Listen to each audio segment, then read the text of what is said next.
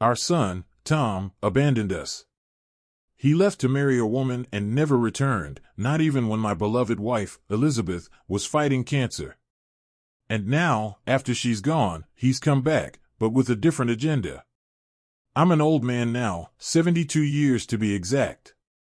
Last week, I lost Elizabeth, my wife of 48 years, after her grueling 2-year battle with cancer. She wasn't just my wife, she was my rock, my confidant, my everything. Together, we had built a life filled with love and laughter in the big house we bought as newlyweds. That house wasn't just bricks and mortar, it was the backdrop of our happiest memories, especially when Tom was growing up. Tom was our pride and joy, our only child. We poured everything we had into giving him the best, enrolling him in top schools, encouraging his dreams, cheering him on every step of the way. He was a bright, hard-working boy, always respectful and full of life. When he went off to college, we couldn't have been prouder.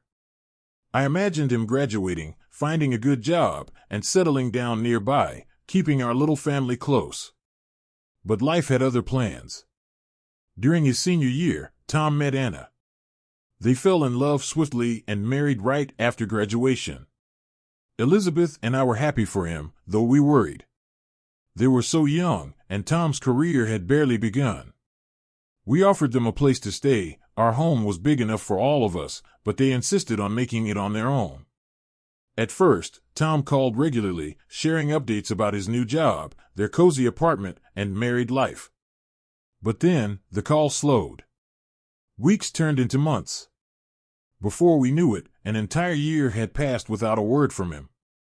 We tried calling, no answer. We sent letters, no reply. It was as though he'd vanished from our lives. Elizabeth and I were devastated. What had we done to deserve this? Had we failed him somehow? The house, once alive with joy, now felt hollow. The silence was deafening, a constant reminder of the son we'd lost, not to death, but to indifference. Years passed, and we adjusted to the void. We focused on each other, traveled to places we dreamed of, and leaned on friends. But no matter how full our lives seemed, there was always a Tom-shaped hole.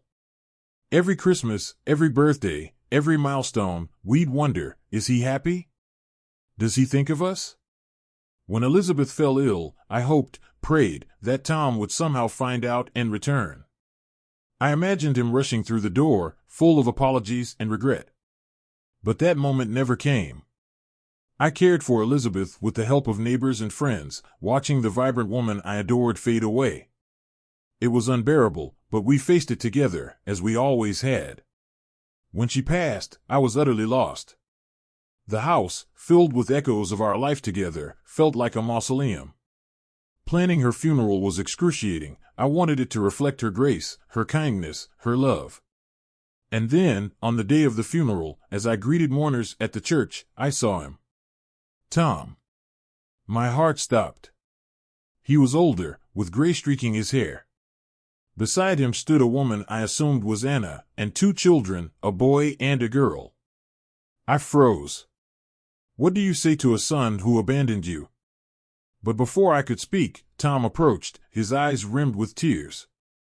He hugged me, tentatively at first, but soon, I felt myself soften. It felt like coming home. During the service, Tom sat beside me, his quiet sobs breaking the silence. When it was time to share memories of Elizabeth, he stood, voice trembling. He spoke of her patience, her warmth, the cookies she baked when he was sad, and how she taught him to ride a bike. By the end, there wasn't a dry eye in the room. After the service, Tom asked to talk. In a quiet corner of the church, he broke down, apologizing over and over for the lost years. He admitted he'd been young, foolish, desperate to prove he could succeed on his own. Anna had urged him to reach out, but shame had held him back. My heart ached, but it also healed. My son had returned, not just in body, but in spirit. How could I not forgive him? He was my child. We hugged, this time with a natural ease, as though the years hadn't stolen so much. Back at the house, I met my grandchildren for the first time, Michael, 8, and Emily, 6. They called me Grandpa as if they'd done so their entire lives. Their laughter filled the house, reviving it. Tom and I talked late into the night, catching up on everything. He shared stories of his struggles, his successes, his family. I told him about Elizabeth's illness, our travels, and how much we had missed him. Finally, I asked about his plans. Hesitation flickered across his face before he explained they had a life in another state, a good job, a lovely home, and schools the kids loved. He was torn, worried about leaving me alone. I reassured him. This house, full of memories of Elizabeth and our life together, was my anchor. I couldn't leave. And I didn't need to. Having him back in my life was enough. As they left, Tom hugged me tightly, whispering, "Thank you, Dad. I love you." And when the door closed behind them, I sat in Elizabeth's favorite chair and cried, not just for the years we'd lost, but for the hope that lay ahead. For Elizabeth, the sister who never got to witness this reconciliation, and for the grandchildren we never knew we had, my heart was heavy with sorrow. Yet, I also cried tears of joy. My family was whole again. After so many years apart, the pieces of our fractured lives had finally come together. But as the days turned into weeks, doubt crept in like a shadow. Had I done the right thing by inviting Tom back into my life? Should I have asked him to move back home? Was I being selfish for staying in this house, holding on to memories that might not serve us all? But then I thought of Tom. His career, his children's schools, and the life he had built far away from this place. And I knew I had made the right choice. Fast forward 3 months, and everything feels like a whirlwind. First, I want to thank all of you for the outpouring of kindness and support. Your words became my anchor, reminding me that I wasn't alone in this storm of uncertainty.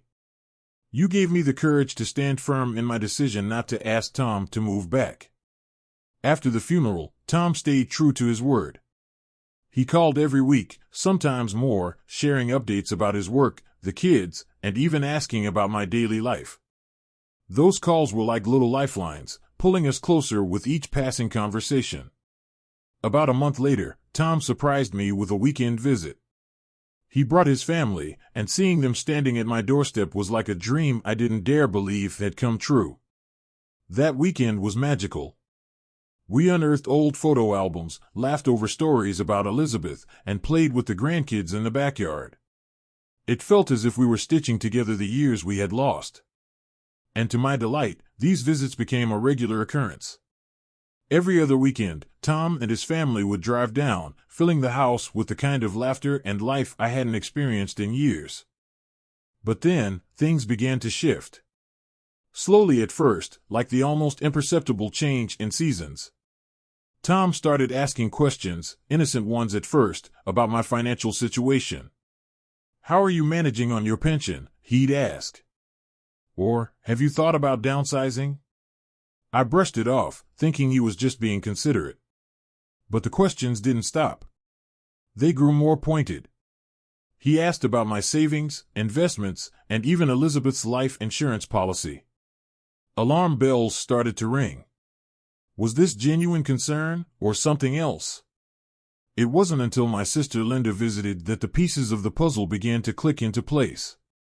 After Tom and his family left one Sunday evening, Linda sat me down, her expression as serious as I'd ever seen. She told me that Tom had been asking her questions too, about the value of my house, my pension, even potential inheritances from other relatives. The words hit me like a tidal wave. Was my son, my own flesh and blood, more interested in my money than in mending our relationship? I was devastated. The memories of the past few months, the laughter, the shared stories, the way he'd helped around the house, now felt tainted. Was it all just a facade? A means to an end? For days, I wrestled with my thoughts. Confronting Tom felt like standing on the edge of a cliff. What if my suspicions were true? Could I bear losing him all over again? Yet, the alternative, turning a blind eye, felt equally unbearable. So, I decided to observe. To watch. To look beyond his words and into his actions, hoping to find clarity. When Tom arrived for his next visit, I put my plan into motion. After dinner, with the kids playing in the living room, I told him and Anna about a decision I'd been mulling over. I said that living alone in this big house was becoming too much. I told them I was ready to sell the house and move closer to their family. The reaction was instantaneous, and not at all what I had hoped for. Tom's face froze, and he exchanged a quick, almost imperceptible glance with Anna. His tone, when he spoke, was cautious, not excited. "Are you sure about this, Mom?" he asked, his words measured and careful. Then came the question I had dreaded: how much do you think the house would sell for?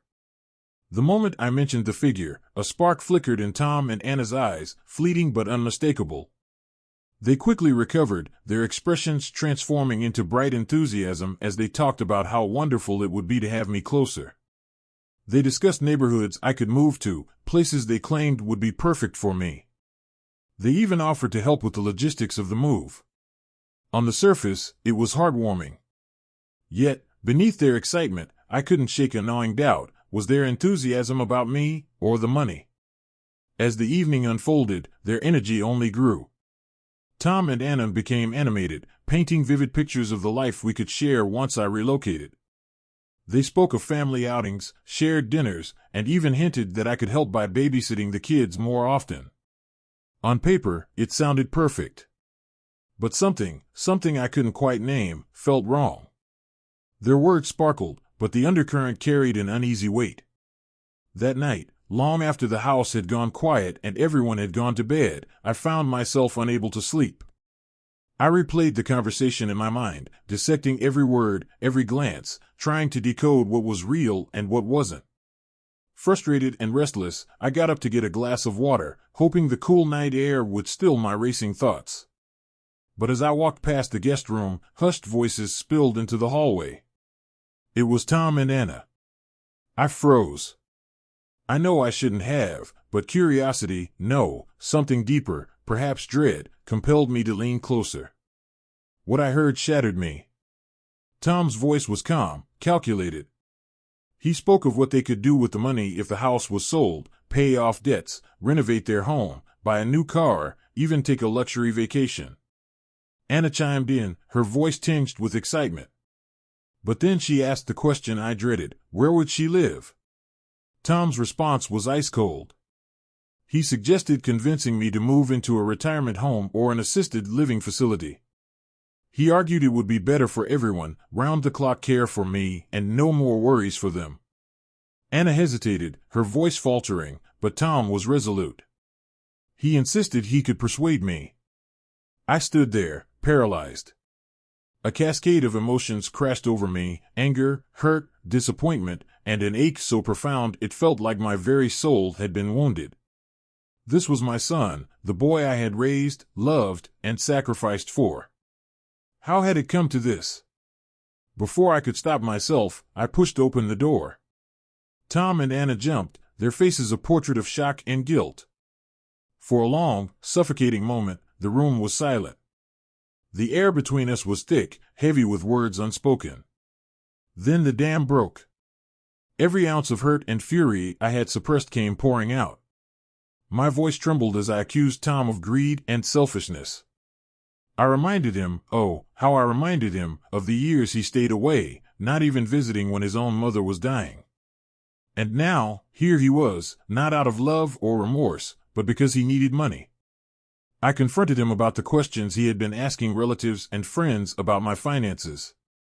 My voice cracked with anguish as I told him how much I had hoped this reconciliation was real, how much I had wanted to believe that he truly wanted to be a family again. But now I saw the truth. It had all been a lie. Tom stammered, trying to defend himself. He claimed I had misunderstood, that he was only planning for the future. He insisted it was all out of concern for my well-being. But his words were hollow, empty shells that could not mask the truth of what I had overheard. Anna said nothing. Silent tears streamed down her face, her quiet complicity speaking louder than any defense could have. I told them both to leave. Not in the morning, not after breakfast, immediately. Tom protested, pointing out that it was the middle of the night and the kids were asleep. But I was resolute. I couldn't bear to have them under my roof for another moment. As they hurriedly packed their things, I sat in the living room, numb and shattered. The grandchildren, groggy and confused, asked what was happening. I couldn't bring myself to explain. I simply hugged them tightly and whispered goodbye, wondering if I would ever see their sweet faces again. Before they left, Tom made one last attempt to apologize, his voice pleading. But I couldn't hear it. The trust was gone, obliterated. I told him not to call, not to write, not to contact me in any way. And then, I watched them drive away into the night, their taillights disappearing into the darkness. The house felt cavernous, emptier than it ever had. I sat in Elizabeth's favorite chair, the weight of the night pressing down on me. Memories of better times flickered in my mind, Elizabeth and me building this home, raising Tom, filling the walls with laughter and love. How had it come to this? In the days that followed, a storm of emotions consumed me, anger at Tom for his betrayal, anger at myself for being so blind. Sadness for the loss of my son and grandchildren, again.